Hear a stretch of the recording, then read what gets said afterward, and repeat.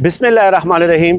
अस्सलाम वालेकुम नाज़रीन, मैं हूं जमशेद अंसारी। नाज़रीन, ये जो सीनरी आपको नज़र आ रही है, ये जो इलाका मेरे अकब में बैकग्राउंड में नज़र आ रहा है, ये मेरे प्यारे शहर डेरा इस्माइल ख़ान का है और ये दरियाए सिंध के आसपास का इलाका है। खैर नाज़रीन, आज के मौजू पे बात करते हैं। पाकिस्तान के एक गुमशुदा अपोजिशन लीडर थे शहबाज शरीफ साहब। आप लोगों के इल्म में है कि जब वो गुज़श्ता साल नवंबर में अपने भाई का इलाज कराने के बहाने लंदन गए तो उस वक्त हुकूमत ने मिन्नतें तरले करके, और फवाद चौधरी साहब के वो ट्वीट्स आज भी आप देख सकते हैं और मुलाहिज़ा कर सकते हैं कि फवाद चौधरी साहब ने बाकायदा कहा कि अपोजिशन लीडर आए और अपोजिशन का एक मुतहर्रक फ़ाल एक्टिव किरदार अदा करें। खैर अपोजिशन लीडर की वापसी का ऐलान होता है कि जैसे इमाम इनकलाब वापस तशरीफ़ ला रहे हों जिला वतनी से, और उस वक्त ये ख़बरें गर्दिश करने लग गई और उनके हिमायती सहाफ़ियों ने एक आसमान सर पे उठा लिया कि कोरोना के एक्सपर्ट, दुनिया में सबसे बड़े एक्सपर्ट वापस आ रहे हैं और कोरोना का इलाज करने आ रहे हैं।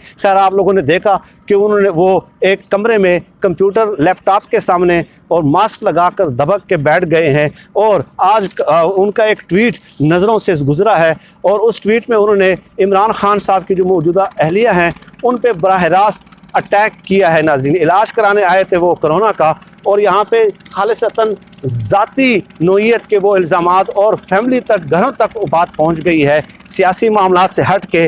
और ये इन लोगों का हमेशा से वतीरा रहा है, ये पास्ट उनका जो किरदार है वो यही रहा है। आप ये ट्वीट पढ़ लें, उसके चंद हिस्से मैं आप लोगों के सामने पेश कर रहा हूँ कि at a time when he needed to be with suffering people during dengue, corona and plane crash, he hid from public view under the influence of some witchcraft। यानी कि वो कह रहे हैं कि नतिया गली में इमरान खान साहब अगर गए हैं तो ये किसी यानी कि विचक्राफ्ट का मतलब है कि जादू टोना, यानी उनकी वाइफ को उन्होंने जादूगरनी या टोना करने वाले या तावीज़ करने वाली बराह रास्त उनके घर पे उन्होंने अटैक किया है। और ये पहली बार नहीं है। नाजरीन, मैं आप लोगों के सामने चंद गुजारिशात पेश करता हूँ और उसके बाद मैं अपना तर्जिया दूंगा उस पर कि अगर 1-2 मिनट मेरे पास बच गए। उनकी एक पूरी सियासी तारीख़ है। अब मैं चूँकि गांव में हूँ और वो किताबें मैं अपने साथ नहीं ला सका, वरना उन किताबों से ही पढ़ के मैं 3-4 वीडियोज़ में आप लोगों की खिदमत में पेश कर देता।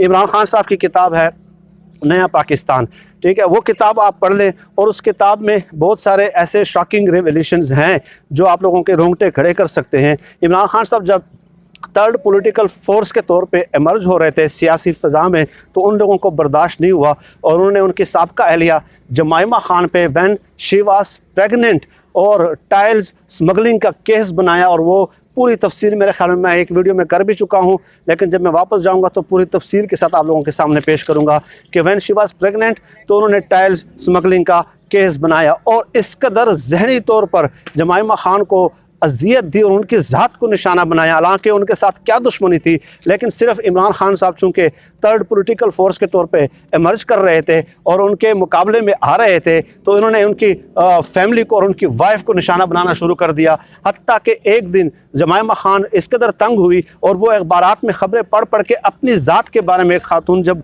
अपनी ज़ात के बारे में इस कदर वाहियात बातें अखबारों में पढ़ेंगी तो आप मुझे बताइए कि वो किस कदर जहनी अजियत से दो चार होंगी और वो कितने डेवलप्ड कंट्री से यहाँ पे घर छोड़ के, अपना मुल्क छोड़ के पाकिस्तान में आई थी। तो खैर जमाइमा खान ने इमरान खान साहब को एक दिन मशवरा दिया कि जब आप शौकत खानम अस्पताल बना रहे थे, चैरिटीज़ के काम कर रहे थे, आप वर्ल्ड कप जीत के आए, तो उस वक्त लोग मेरी बड़ी तारीफ़ करते थे, ये सियासतदान जो है ना मेरी बड़ी तारीफ़ें करते थे, लेकिन आपकी सियासत में आने की वजह से मेरी ज़ाती ज़िंदगी मुझे बहुत ज़हनी अजियत महसूस हो रही है, बहुत ज़्यादा तकलीफ़ में हूँ मैं, लिहाजा आप सियासत छोड़ दें। सियासत छोड़ने का मशवरा दिया था जमाइमा खान ने इमरान खान साहब को। इस कदर इन सियासतदानों ने, इन पार्टीज़ ने, इस PMLN ने उनको इतना तंग कर दिया था। तो खैर इमरान खान साहब के एक दोस्त ने फिर जमाइमा खान को समझाया कि अगर इन लोगों के आसरे पे ये मुल्क छोड़ दिया तो ये मुल्क को नोच के खा जाएंगे, ये इतने करप्ट पार्टीज़ हैं, तो आप क्या चाहती हैं कि पाकिस्तान का वजूद ही ख़तरे में पड़ जाए और पूरी दुनिया में पाकिस्तान पे कोई ट्रस्ट करने के लिए तैयार नहीं होगा, पूरे पाकिस्तानी कौम का सर नीचे हो जाएगा अगर ऐसे ही हालात चलते रहे। तो ऐसे क्या आप नहीं चाहती कि एक ईमानदार शख्स इस मुल्क में आए और ईमानदारी से सियासत करे और ईमानदारी की सियासत को फ़रोग़ दे? उस वक्त जुमैमा खान ने थोड़ा कंप्रोमाइज़ किया, लेकिन ये किस कदर सितम ज़रीफ़ी की बात है और किस कदर अफसोस की बात है कि वो जुमैमा खान के घर तक पहुँच गए थे। सिर्फ यही नहीं, इमरान खान साहब पे यहूदी एजेंट के इल्ज़ामात लगाए गए, हत्ता कि इमरान खान साहब ने जो है वो किताब जो है नया पाकिस्तान में ये लिखा कि डॉक्टर असरार अहमद भी इस नतीजे में पहुँच चुके थे, उन्होंने भी वो भी इस प्रोपेगेंडा से मरूब हो गए थे कि वाकई इमरान खान यहूदी एजेंट है। और ये मौलाना फजल रहमान टाइप और इन पार्टियों ने गठजोड़ करके उन पे ये इल्ज़ामात लगाए थे। इससे भी आगे चले, ज़िया शाहिद साहब की एक किताब है, जैसे कि मैंने कहा कि वो इस्लामाबाद में है और मैं गाँव में हूँ, बातें सियासतदानों की, उसमें ये लिखा हुआ है उस किताब में कि जब सीता वाइड का केस उठता है तो ज़िया शाहिद साहब खुद कहते हैं कि मेरा मुंह न खुलवाएं, मैं ये बातें नहीं करना चाहता कि सीता वाइड का केस किसने कैसे उठाया, कैसे परवेज़ रशीद दफ्तर में बैठ के चंद दोस्तों के साथ मिलके वो एक प्लान बनाते, एक स्केच बनाते, कागज़ पे एक स्टोरी बनाते और उस स्टोरी को कंपोज करके अपने मनपसंद सहाफ़ियों को देते और उसके बाद वो मनपसंद अखबारात में सीता वाइड की स्टोरी जो है वो शाया कर देते, पब्लिश कर देते। गोया उस वक्त मास्टरमाइंड जो थे वो परवेज़ रशीद थे सीता वाइड केस के।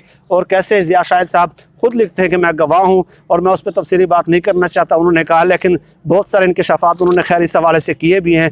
तो गोया इस किस्म के जो इल्ज़ामात होते हैं उसका मास्टरमाइंड परवेज़ रशीद साहब ही होते हैं। और परवेज़ रशीद साहब अगर ये वीडियो सुन भी रहे हैं तो बेशक वो अगर केस भी करना चाहते हैं तो वो कर लें, लेकिन बज़ाहिर वो किस कदर मासूम सी शक्ल बना के आप लोगों के सामने आते हैं और किस कदर जमहूरियत के चैम्पियन बनते हैं और क्या क्या बातें करते हैं। जमहूरियत का लेक्चर आप उनका देख लें कि जैसे पता नहीं जमहूरियत इन्हीं ने ईजाद की हो, इनकी कल्बी और सदरी बात हो, ये नज़रिया या कंसेप्ट उन्होंने ही दिया हो जमहूरियत का, ठीक है। लेकिन हालात देखें कि किसी दफ्तर में बैठ के मनपसंद सहाफ़ियों को एक ख़बर घड़ के देना और उसके बाद शाया करना, और फिर ये सहाफ़ी, ये अखबारात के मालिकान ये भी कहते हैं कि आप हमें लफाफा सहाफ़ी कहते हैं, तो आपको क्या कहें हम, आपको हम फरिश्ते कहें? आप लोगों ने क्या ये काम नहीं किए, एक एजेंडे को प्रमोट नहीं किया? क्या यहूदी किसी एक ख़ास प्रोपेगेंडे को लेके बगैर किसी सबूत के, जिसके सबूत आज तक आप पेश नहीं कर सके यहूदी एजेंट के, वो आप आगे लेके चलते रहे? तो मुझे तो शक हो रहा है कि आज भी परवेज़ रशीद साहब ने ही इस किस्म के मशवरे दिए होंगे शहबाज शरीफ साहब को। खैर, इससे भी आगे बढ़ते जाएँ, सलमान तासीर की फ़ैमिली की जो फैमिली और ख़वातीन की जो तस्वीरें हैं पंजाब असम्बली के बाहर, नाजेबा तस्वीर उनकी ख़वातीन की, उनके घर की ख़वातीन की सलमान तासीर के, वो राना सनाउल्लाह ने अपने मनपसंद सहाफ़ियों में तकसीम की घर की ख़वातीन की, जो आज जो है ना ये मज़लूम बनते हैं, ठीक है। अब मैं आपको कितना बताऊं इनकी हिस्ट्री के ऊपर तो किताबें लिखी जा चुकी हैं। और इससे आगे चलें कि बेनज़ीर भुट्टो साहबा की नाजेबा तस्वीर जो है वो हेलीकॉप्टर से फेंके जाते, ठीक है। तो ये है एक सियासत जो उन लोगों ने निजी ज़िंदगी के बारे में उन्होंने प्रमोट की है और घर की ख़वातीन पे भी उन्होंने ज़ाती हमले तक किए हैं। आज तक नाज़रीन आप लोगों ने नहीं सुना होगा कि उन्होंने रेहाम खान साहबा की जो किताब है उसकी मज़म्मत की हो PMLN ने, बल्कि उनकी तारीफ़ करते हैं, बाकायदा उनको कोट करते हैं। वो रेहाम खान जिसने हमारा सोशल कंस्ट्रक्ट जो है, समाजी ढांचा जो है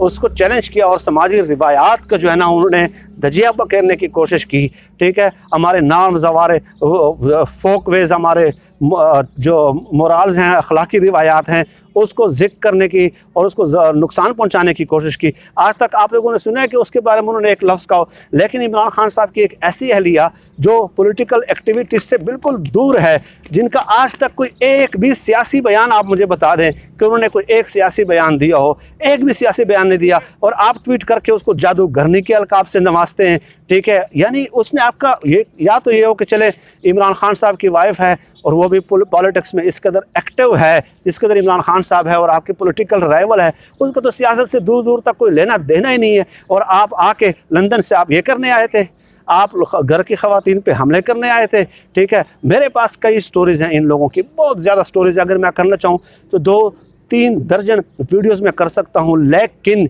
नहीं करूँगा मैं, क्योंकि मुझे मालूम है कि कोई ख़वातीन वगैरह भी जो है, फीमेल्स भी मेरी वीडियोस देखती हैं, और वैसे भी एक समाजी रिवायात है हमारी, ठीक है, एक सोशल कंस्ट्रक्ट है हमारा, तो मैं उससे उस दायरे से बाहर नहीं निकलना चाहता। मैं चाहता हूँ कि इस मुल्क को हम खुदारा किसी रहने के काबिल तो बनाएं, इस किस्म का मुकालमे को तो फ़रोग़ दें। सियासी मामलात हैं, सियासी तरीके से हल करें। पॉलिटिकल आप तनकीद करें, आपकी पार्टी है, लेकिन ये क्या बात हुई कि आप घर तक पहुंच जाते हैं। और पूरी हिस्ट्री मैंने आप लोगों के सामने एक जो है ना मुख्तसर पैराए में पेश करने की कोशिश की है। लेकिन शहबाज शरीफ साहब का ये कहना कि इमरान खान साहब जो है ईद की छुट्टियों में जो है ना मुल्क मुश्किल हालात में है, तो वो नतिया गली की सैर कर रहे हैं। पहली बात तो ये है कि जो डिजिटल मीडिया के फोकल पर्सन है इमरान खान साहब के, डॉक्टर अरसलान खालिद साहब ने उसी दिन ही ट्वीट करके ये तस्दीक कर दी थी कि वो पिछले साल की तस्वीरें गुज़श्ता साल की तस्वीर हैं।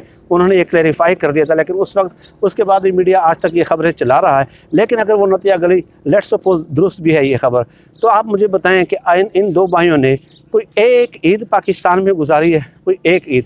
हर बार ईद पे ये बैरून मुल्क चले जाते हैं। तो एक वज़ीर आज़म अगर 2-3 घंटे की मुसाफत पे या 1.5-2 घंटे की मुसाफत पे मुल्क के अंदर ही 1-2 दिन के लिए चले गए, तो ये गुनाह कर लिया है। आप लोग तो ईद तक गुजारना, बल्कि आपके बच्चों के जायदादे और तालीम वगैरह तक भी यहाँ पे नहीं है, और आप लोग हमें लेक्चर देते हैं कि जी वज़ीर आज़म साहब जो है ना नतिया गली चले गए। नतिया गली क्या किसी और मुल्क का हिस्सा है? आपकी तरह लंदन की तरह कि आप हर साल बाकायदा ईद वहाँ पे मनाते रहे हैं। और इससे भी अफसोस की बात यह है कि जो बड़े बड़े दानश्वर हैं जो लेक्चर्स देते हुए नहीं थकते, ठीक है, आप लोग देखें दानश्वर, so called intellectuals, shadow intellectuals, fake intellectuals जो हैं बड़े बड़े लेक्चर्स देते हैं, तुरम खान बनते हैं। उनका कोई ट्वीट आया, उनकी ज़बानों को ताले लग चुके हैं नाज़रीन, ठीक है, और वो इस बात पर खुशी का इजहार कर रहे हैं। इसलिए हमने जो है ना दो हाथ उनके साथ करते हैं और उन पर तनकीद करते हैं, क्योंकि उनकी हकीकत जो है वो हम पे आया हो चुकी है। खैर, इस मौजू पे तफसीरी बात हो सकती है और मैं किताबों के हवालों से जो है ना मज़ीद आप लोगों के सामने पेश करता रहूँगा। आप सब लोग अपना बहुत बहुत ख्याल रखिएगा, मुझे अपनी दुआओं में ख़ुसूसी तौर पर याद रखिएगा। अल्लाह हम सब काम ये नासिर हो। पाकिस्तान जिंदाबाद। अल्लाह हाफिज़।